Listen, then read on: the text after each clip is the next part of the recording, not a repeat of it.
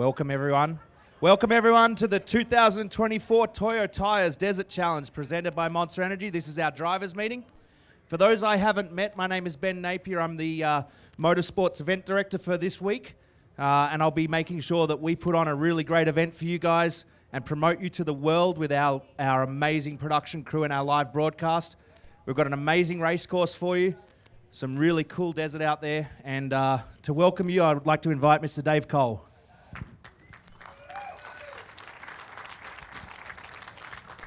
Hey everybody, who got to go pre-running today? Did you enjoy it? Was it a good course?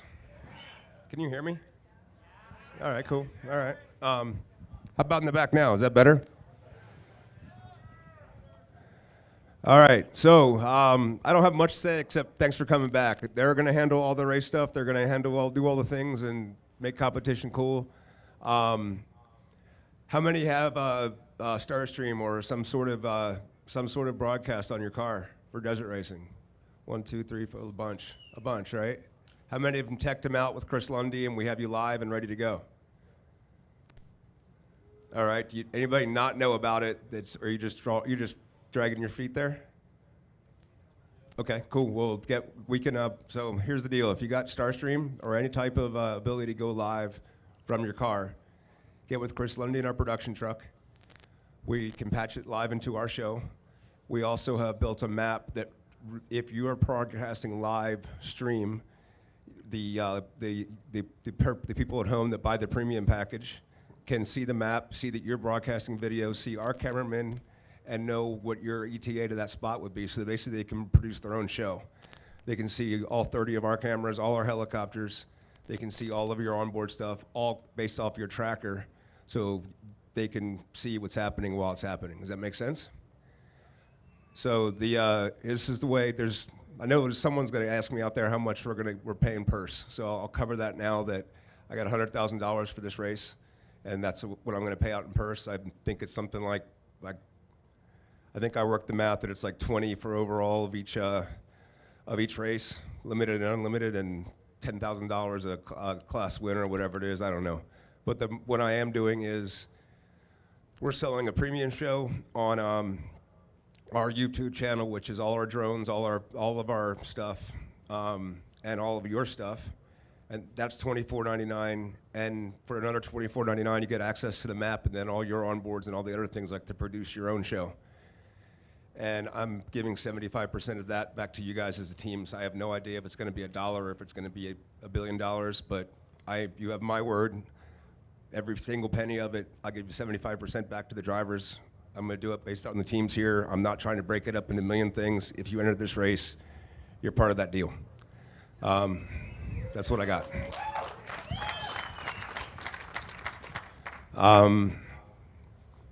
I'm very, very, very proud of the team that's here this year. I hope you're noticing it's kind of moving pretty smooth. I hope it's moving smooth for you. First off, first year that he's officially done this for, but Ben Napier has been racing here at King of the Hammer since 2009 or 10, and has been one of my closest friends for about 20 years as well, and has agreed to come on as effectively our event director. So all the parts that I would be handling outside of race stuff, which I don't handle because USAC's handling, Ben picks up that piece. The entire purpose is just trying to build a sustainable model that we can go and race where we want to race and do the things we need to do and be able to give you that same experience no matter where we're going. Does that make sense? So thank you very much for being here. I'll stand over here on the side. If you have any questions for me, you can talk to me later. But these guys have you covered for all of your race stuff, your competition stuff, and I'm very, very thankful you're here. Cheers. Thank you. Okay, firstly, this event just continues to grow. 233 entries for the Desert Challenge.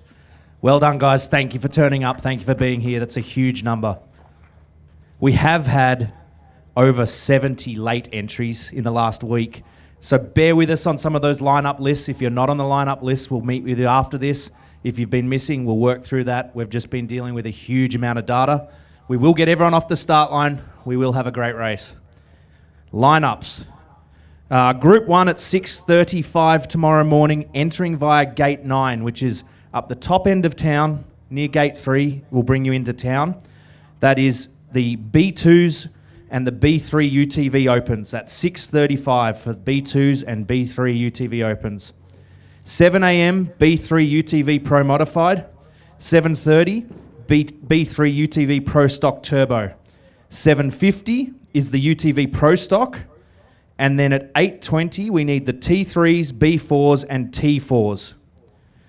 The sixth group at 9 a.m. is the 1400 and 1450s that are racing in the rush. And then at 9:45 is the T1s, 10:30 is the B1s, and 11 a.m. is the T2s. Thank you to all of you who pre-tech today. We'll do some questions at the end. Thank you to everyone who pre-tech today. It'll make tomorrow go a lot smoother. I know we had some issues with the lineup last year that took a lot of time. We've tried to alleviate that. As many of you as possible have been tech today. As many of you as possible have had transponders put on today and tested. So thank you to everyone who came. If you did not pre-tech today, please try and turn up 10 minutes earlier than those times that I just read out. That will help us get you all off the line. We have a lot of cars to get off the line. We'd really like to keep the line live all morning so we don't have to delay the start. So please turn up on time, turn up ready, in your gear. We're going to parade you through Hammertown after you've gone in the gates. You can meet your fans, do all that sort of stuff, and then we'll send you off the line. Anyone who doesn't know the start order gaps, the B2s are going first. They have a 2-minute gap. Okay, so out there you're going to have some clean air for the B2s. All of the B3s, the T3s, B4s, T4s are going 1-minute gap. So we've been able to keep the schedule to keep you 1 minute apart and not have to push you to 30 seconds, which is great. There is a bit of dust out there that's even after all the rain we got, so it's a bit of a mixed course for those who didn't get to pre-run it today. It's a lot of fun. And then the 1400s and 1450s, you guys are going side by side every 30 seconds. We're going to smash you out there into your rush, and it's going to be a really cool race for those guys door to door. The T1s, the B1s, and the T2s are going every 3 minutes. Okay, so 35-mile prologue tomorrow. The lineup has previously been emailed out for your order. The guys at the check-in at Gate 9 will have that as well. Your lineup times have been emailed, so if you've forgotten what I've just said, check your email. They were sent out about a week ago, so just have a look at that. If you haven't already got a RallySafe unit, they will be installed by the tech officials at the beginning of your lineup.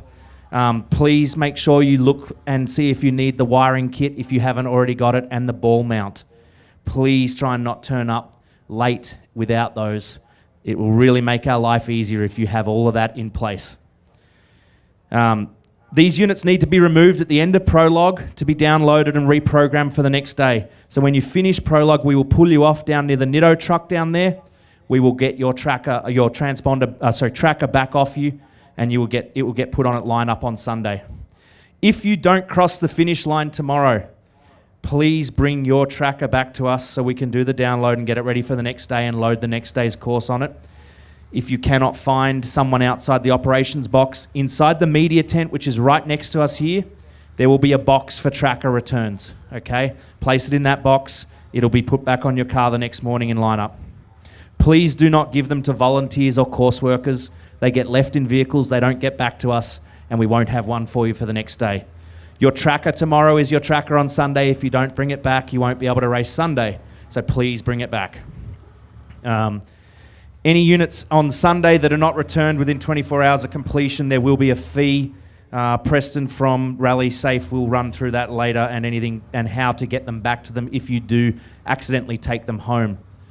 We only have a very limited number of RallySafe units. It's a new technology, really, really cool tracking. We need them next week. We need them for all the Ultra 4 guys racing next week. Please do not take them home. Please get them back to us. We would really appreciate that. It is very important to us because someone else will not have a tracker if you take that tracker home.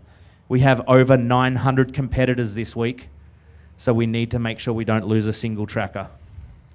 You will also get transponders. We are using timing loops as backups, and the transponders will be fitted in lineup this morning if they weren't fitted today at Tech. If you're racing Saturday and Sunday, keep your transponder on your car. If you're just here for the 1450, 1400 rush or the Class 11 race, we will need your transponders back at the end of the day tomorrow.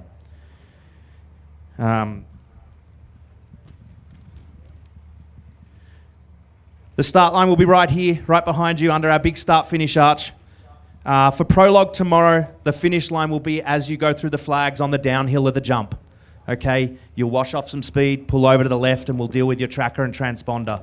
Please don't come round here where we're staging cars to start the prologue. Please wash speed off as you land and merge left.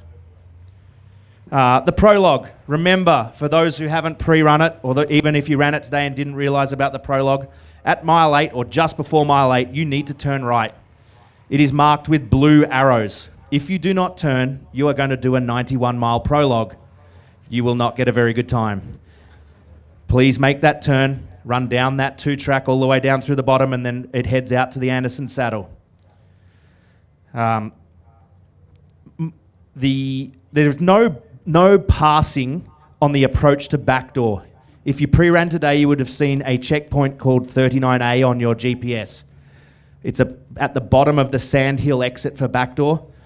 From there through to when you drop in the wash, please do not pass. We have a spectator area, a jumbotron, a lot going on there. We cannot have 2 vehicles side by side off there. Please do not cut too close to the spectators. It is well marked. There are flags there. They've been there all day today and all day yesterday. It pushes you to the right before you get into the wash and then turn left. It is very important that you do not cut that corner. Do not try and jump next to the crowd. It cannot happen. If we have an issue in prologue, it will be a 15-mile-an-hour zone on Sunday. Okay? That's the only option we have on that. So please, please listen to that. When you drop into the backdoor channel and head back down this way, resume racing with overtaking allowed. VCP 150 feet. Please stay on the course. There's a lot of it that's 5-6 lanes wide. There's some great overtaking, some great racing opportunities. Please enjoy that. When it gets tight, please stay on the course. Recovery or emergencies, please go through Weatherman. We can let your crews know if we can. Give us clear and concise information and we will try and help you when you can. We cannot do recoveries until the prologue has finished or until all the Sunday race has finished, unless you're in a position we can access you. If you DNF the prologue, okay, if you don't finish the prologue, you will get the slowest time of your class plus 10 minutes.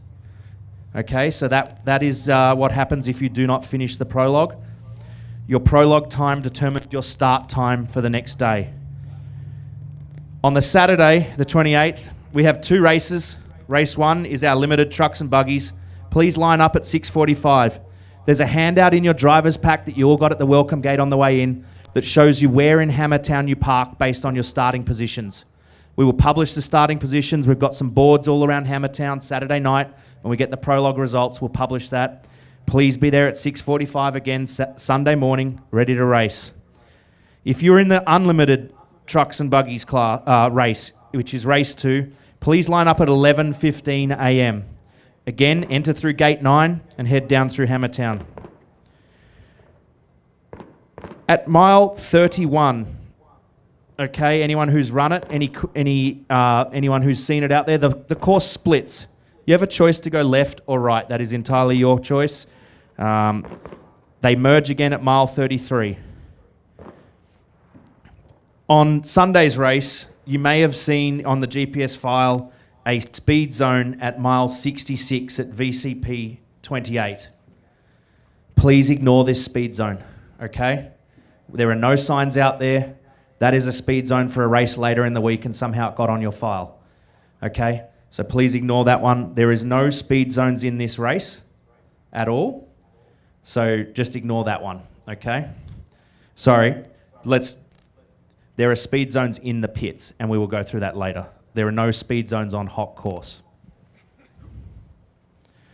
Provisional note results will be posted on the kiosks so you can see how you did and where you need to line up on Sunday. And then one bit of housekeeping. We are going to try and do a really cool starting procedure on Sunday to make it look really good and promote you guys as the heroes of the sport. That means that we need the pit lane in front of the tractor trailers to stay empty until after the limited cars have started the race. Okay, so if you are associated with any of the tractor trailers over there, and to pit in front of them, you need to have their permission. It's not a free-for-all pit over on that side of the course, on the downhill side, on the Hammertown side. You can come in, set up fuel towers, fuel mats, whatever. You need to be out by 7 a.m. on Sunday morning. Then you can come back in with trucks or whatever that might have fuel towers on them or gear that you need, and you can set back up after the last starter leaves the line in the limited race. Okay? If you are racing the unlimited race in the afternoon, please don't send your pit crews up at 8:30 in the morning. We need that space for the limited classes in the morning. There will be time for you to set up. We have a big long lap. You'll have plenty of time. So please do that. So that's key. And we will be doing an anthem and everything on Sunday morning. And we'll be parking you out there and staging you and letting you get out of your cars and covering it and making it really cool. So we do need that pit area. So please help us on that. If you do set it up right next to the fence so it doesn't stick out. We've got to get 2 lines of cars down the pit row, turn them around, then bring you back down the race course. So please help us on that. Okay, I'd like to introduce a couple of guys from USAC, from our sanctioning body, who are going to run you through some other rules that we need. USAC sanctioned this event, so Mr. Lee O'Donnell and Jason Smith.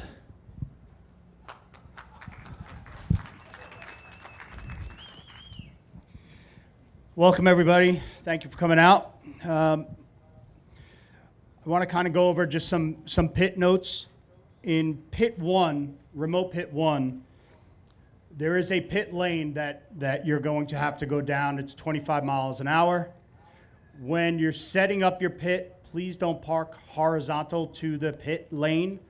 Perpendicular, please, so everybody has enough room to fit. We don't need it, a mile long. It's kind of... Thank you.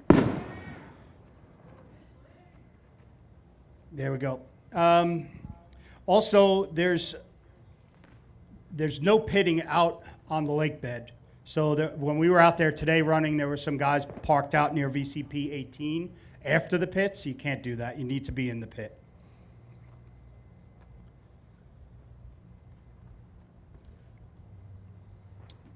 For crew members, you have to have a yellow wristband. As anybody that knows me knows that I walk up and down constantly, checking for wristbands, checking to see who the pit captain is, and making sure that they're aware that they're in charge of their little square. So when there's an issue, I go to see that person. If there are people in their pit that don't belong, it's up to them to get them removed. Just be aware of that and the people that are in your area.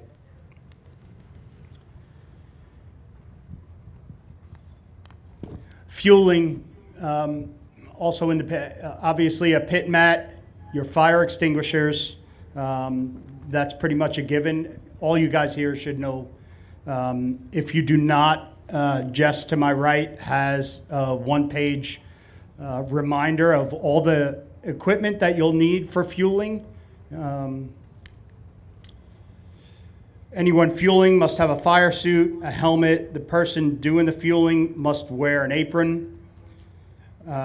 If you're going to work or touch on the car, you need to be in a fire suit. If you're not, then you need to wait till fueling is done. Then you can continue working on the car. I try my best to walk up and down the main pit and just keep an eye on what's going on while you're fueling. I don't even want to give you a warning, but I try to be fair with everybody, whether the rush of what's going on, whatever happens, you'll probably get a warning from me. After the warning, it's a pretty stiff penalty. I have no problem throwing an hour at you if you get caught twice. It's an easy sell for me.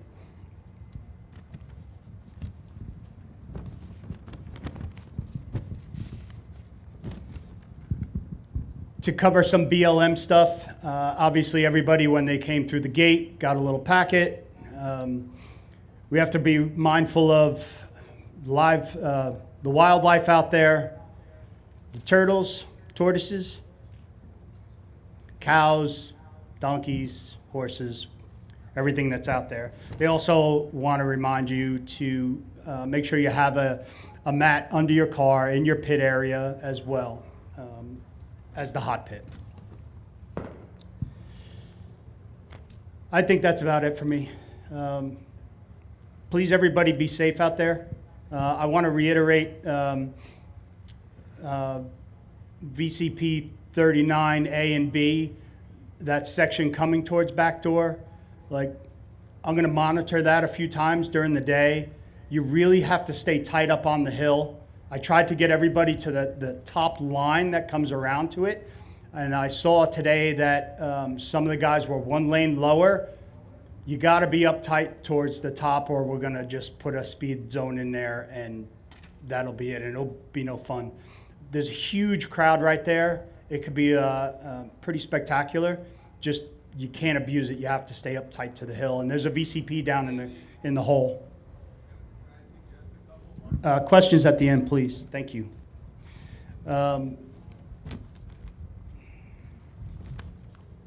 Yeah, that's just an important part. Last thing is 25 mile an hour in the pit.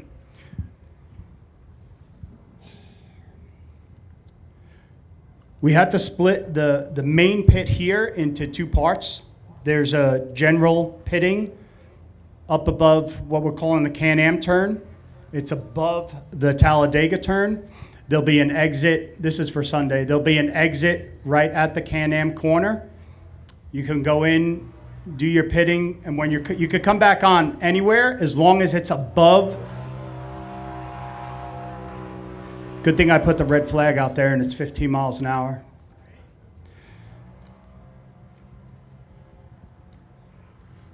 So the upper pit area. So you can exit out through that Can-Am corner, do your pitting, re-enter anywhere as long as you're above that drop-off jump. I hope that's understandable. When you're pitting in the main pit down here, as soon as you come around Talladega, you can drop off and do your pitting and enter back on after right near the BFG pit. There'll be some water barriers. As soon as they're opening, you could jump back in. I think that's about it. Thanks, Lee. Race results.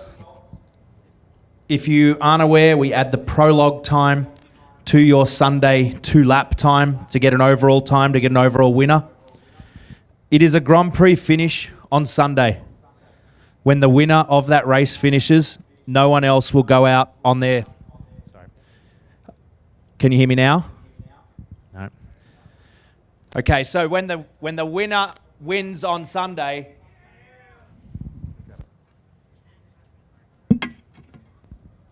Sorry, how's that? Sorry about that. So Sunday, it's a Grand Prix finish. When the winner crosses the line, no one else goes out on their second lap. That's how it works. Everyone is then finished, and we move on to the afternoon race. Same thing in the afternoon.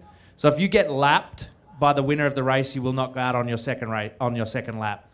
It's a big long lap. It's unlikely to happen. So unless you're really struggling, but that's how a Grand Prix finish works. I'm sure you've all raced races like that. Class 11, is anyone from Class 11 here?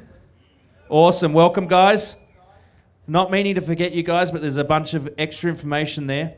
You guys need to line up at midday through Gate 9. We're going to have a party in the pits at the Baja Jerky booth. We'll do your tech there, fit your trackers and transponders, and then we will lead you out to the start line. We're doing a land rush start out at Melville. The cool thing this year, instead of starting you while we're racing everyone else, you will be in your own race. You'll be the only ones being covered, and we'll cover your whole race. And all of you who have raced earlier, done your prologue earlier, will get to watch what the incredible sight is of 31 screaming Class 11s racing for the start line and trying to get first position into the corner. You'll start out on Melville. You'll come around the same race course that everyone else is running in the prologue, through the back door, around here, out to the saddle. About half a mile after the saddle, you'll turn right and head back down to Melville. It's about a 3.5 mile lap. What we are going to do is it is a 45-minute race plus 1 lap. So that means after 45 minutes on the clock, when the leader crosses the line, that is last lap. Okay? So you might get 10 laps, you might get 15 laps, you might get 3 laps. Depends how fast you are on that course. But it should be a bit over an hour time on course for most of you. Again, a Grand Prix finish, so when the winner finishes, that will be a checkered flag for everyone. And we'll get some amazing coverage of that. I'm looking forward to it. We've taken out some of the bits that some of you guys got stuck on last year, so hopefully it's a very achievable course. I don't know if anyone's been out pre-running, but it's a lot of fun out there, and hopefully the Class 11s have a great time. So that's all the information from us. Any questions at this stage? And just hold on 1 second, I'm going to send a microphone out. Sorry. Lee was meant to introduce you. Here we go. Here's Preston from RallySafe to run you through these new trackers we've got. Thanks, sir. Hey, everyone. As Ben said, my name's Preston. I'm actually with USAC, but kind of representing RallySafe, representative here in the U.S. So primarily, it's a safety and tracking system. Most of you at this point should have seen what the units look like, installed a tech into your cars, but they're kind of little boxes that sit there. They do have a screen. We'll send out a manual tonight that gives you kind of an overview and everything that we'll talk about tonight. That way you can have a refresher once you see it in front of you. The units don't require any interaction from you guys unless you're coming to a stop and need help, is really what it comes down to. So if you come to a stop, the screen will actually turn yellow. It's called a hazard mode. That's just to warn us in race control that you've come to a stop. It's also to warn the other racers around you that there's a stopped car on course. Nothing you have to do on your end. If you're having an issue, fire, medical, basically you need immediate assistance, there is a button on the unit that is labeled. You'll see it on the screen that says SOS. You press that button, and it'll ask you if it's medical or fire, and you confirm which one of those is. We'll see that in race control. We'll see your position, and also you can still use the radio, please, to inform us a bit more information to that specific situation. VCPs for you guys. The full course is 150 feet from the VCPs or anywhere on course. You will see a countdown coming to the VCPs. It is in meters, which is in the rule book. I know you guys may be used to feet, but you will see a countdown once you're within 200 meters of a VCP, and that distance will continue to update as you get closer. So you will be able to know how close you actually get to the VCPs on that screen if it is something that you want to look for. Again, it'll go out in the instructions, but in meters, it's 45 meters is what you're looking for on the courses the next 2 days. Other than that, I think that's all we have. Obviously, we'll turn it over to questions wherever Ben went. There he is. Thanks, guys. If you have a question, would you mind coming up and grabbing the microphone? Or we can pass it around so we can hear the question.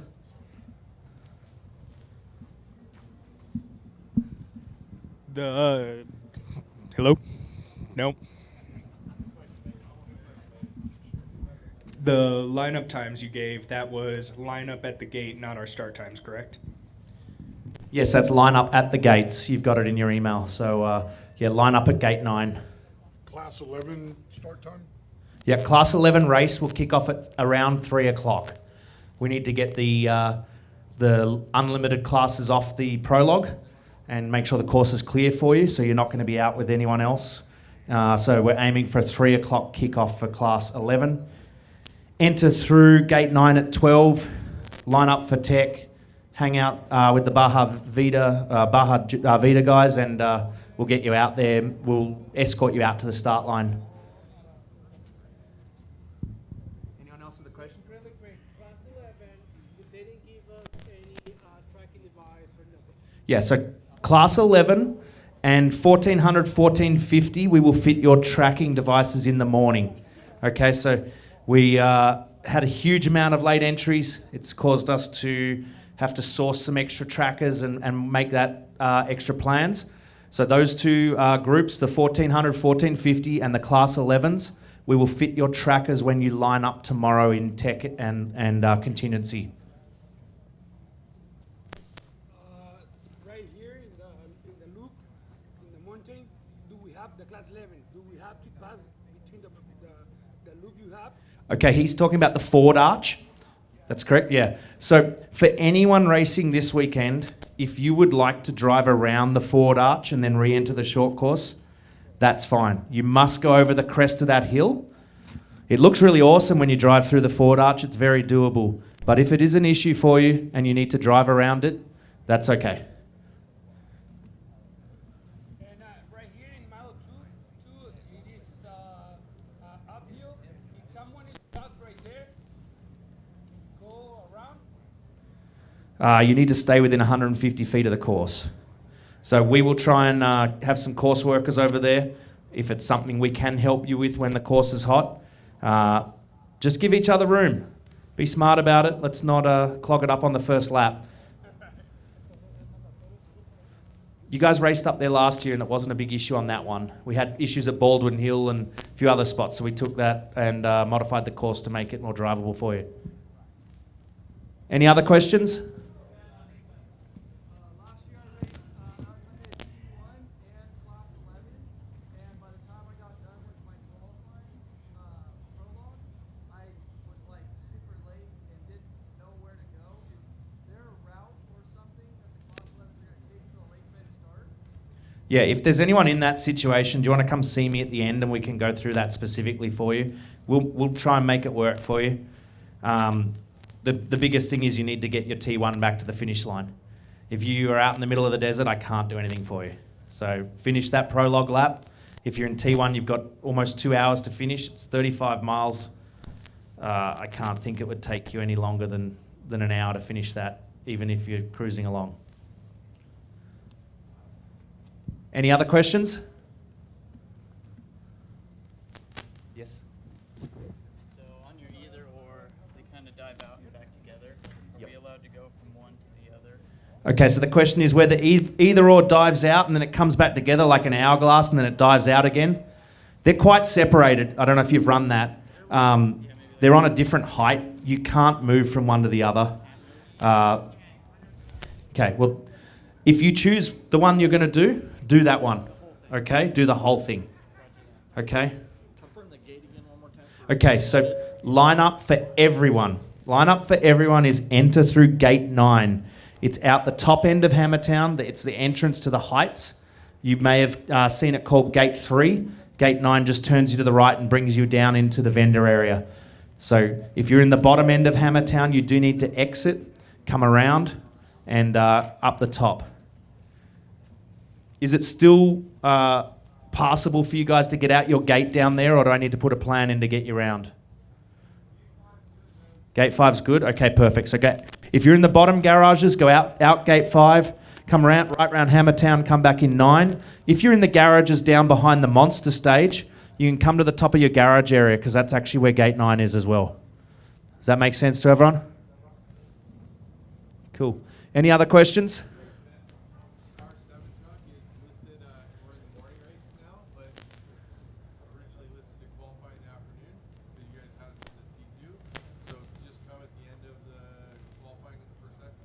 Yeah, so how about I'll sort that for you after this and we'll get you in the correct lineup spot. Anyone else who doesn't have a lineup spot, come and see me after the race. I've got a new list. We've just entered another 12 entries today. So please come and see me and I'll tell you when to line up. But realistically, you're lining up in groups anyway. So if you know your group, line up with the group. We'll get you in order and get you sorted there if you've only just registered. Any other questions?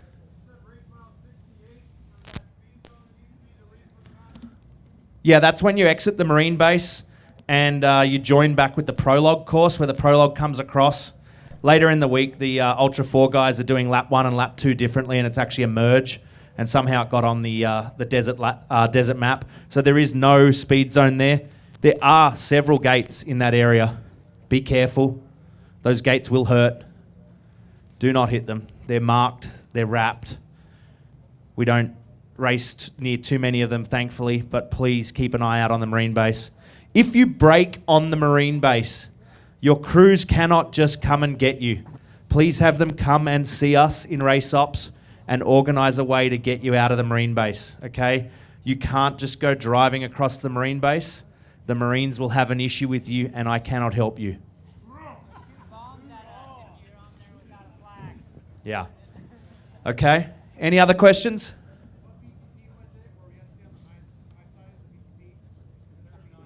39A is the start of the no passing, and stay high. Stay as far to the right as you can as you come up to back door, please. Up to the spectator area up there. Just keep moving right. The track goes straight up the hill all the way to the top of the shelf roads. Then it turns left and it runs across the shelf roads. Please get to that top road before you turn.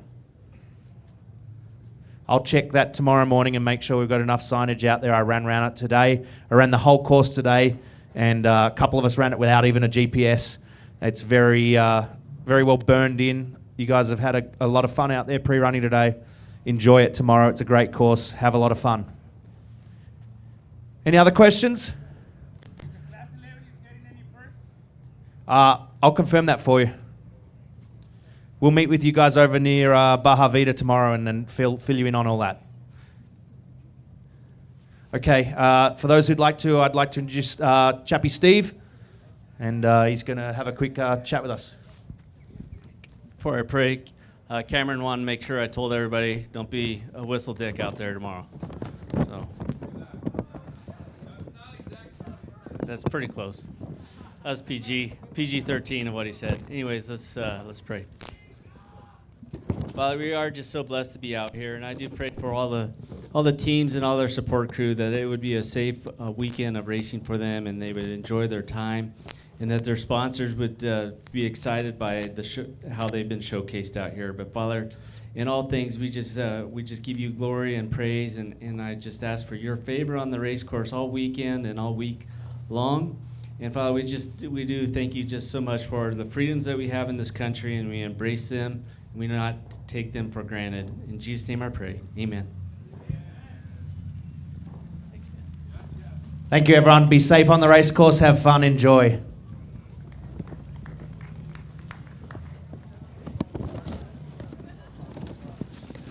Good. I'm the only 6200 car. Okay. Running with the 10 cars. Yep. So last year, like we're not getting any emails.